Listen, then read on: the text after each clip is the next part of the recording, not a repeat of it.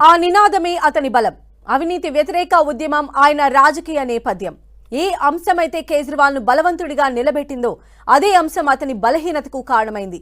అవినీతి వ్యతిరేక ఉద్యమంతో ఛాంపియన్గా నిలిచి అదే అవినీతి ఆరోపణలతో 3 ఏళ్ల పాటు రాజకీయంగా కొట్టుమిట్టాడి ఫైనల్గా ఢిల్లీ పీఠం నుంచి గద్దె దిగాల్సి వచ్చింది.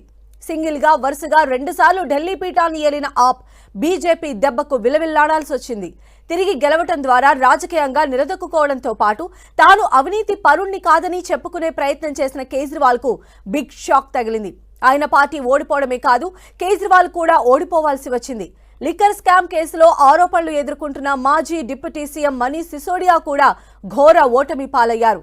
మరో కేసులో సత్యేంద్ర జైన్తో పాటు ఆప్ టాప్ లీడర్లంతా బీజేపీ దెబ్బకు మాజీలుగా మారిపోయారు. సీఎంగా ఉన్న అతిషి తప్ప పెద్ద నేతలు ఎవరూ విజయం సాధించలేదు.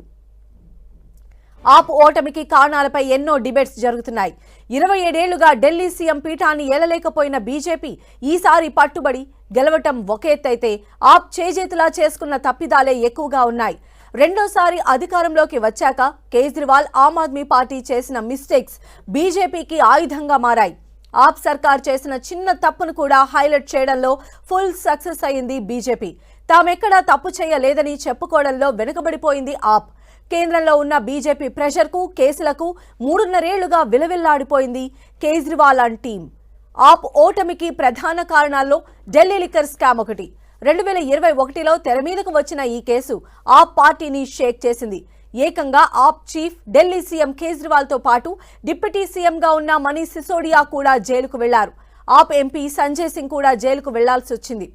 మరో కేసులో ఇంకో డిప్యూటీ సీఎం సత్యేంద్ర జైన్ కూడా కటకటాల పాలయ్యారు. ఇలా టాప్ లీడర్లు మొత్తం జైలుకు వెళ్లడంతో లాస్ట్ 3 ఇయర్స్లో ఆప్ ఆగమైపోయింది. నడిపించే నాయకుడు లేక క్యాడర్కు, లీడర్లకు ధైర్యం నూరిపోసే కేజ్రీవాలే జైలుకు వెళ్లడంతో ఆప్ వీక్ అవుతూ వచ్చింది. అవినీతి వ్యతిరేక ఉద్యమంతో గుర్తింపు తెచ్చుకున్న కేజ్రీవాల్ను అవినీతిపరుడు అనే అలిగేషన్స్తో రాజకీయంగా దెబ్బకొట్టింది బీజేపీ. ఇక షీల్ మహల్ ఇది ఢిల్లీ ఎన్నికల్లో కీ రోల్ ప్లే చేసింది. పేదల కోసమే ఆప్ అని చెప్పుకునే కేజ్రీవాల్ విలాసవంతమైన భవనం కట్టుకున్నారని ప్రజల్లోకి తీసుకువెళ్లింది బీజేపీ. పేదలు గుడిసెల్లో ఉంటే అదే పేదల పేరు చెప్పుకొని రాజకీయాల్లోకి వచ్చిన కేజ్రీవాల్ మాత్రం పెద్ద మేడల్లో సేద తీరుతున్నారని ప్రచారం చేసింది కమల దళం. ఆప్ పాలనలో ఢిల్లీ లూటీ అయిందని, పేదల పేరు దోచుకోవడం తప్ప కేజ్రీవాల్ చేసిందేమీ లేదని విస్తృతంగా ప్రజల్లోకి తీసుకువెళ్లింది బీజేపీ.